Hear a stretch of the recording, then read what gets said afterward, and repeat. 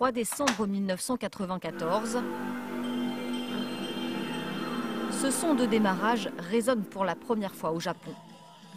L'inventeur du Walkman, Sony, vient de lancer sa première PlayStation, une révolution dans le monde du jeu vidéo.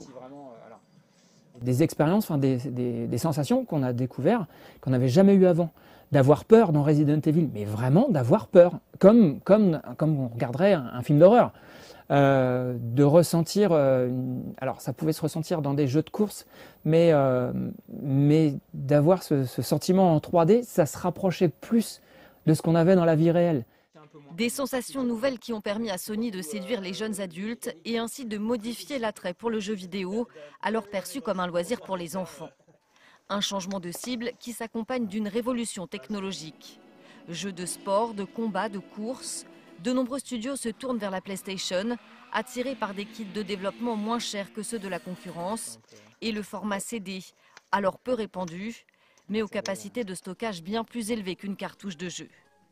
Capable de lire les CD audio, la machine séduit au-delà du jeu vidéo. Un pari largement gagné pour Sony. Le constructeur visait 1 million de ventes minimum. Il en écoulera plus de 102 millions. Aujourd'hui, l'entreprise japonaise en est à son 5e modèle. Elle a récemment lancé une version améliorée de sa PS5 avec de nouvelles fonctions d'intelligence artificielle. Mais la PS2 reste la console la plus populaire de l'histoire avec plus de 160 millions d'unités vendues.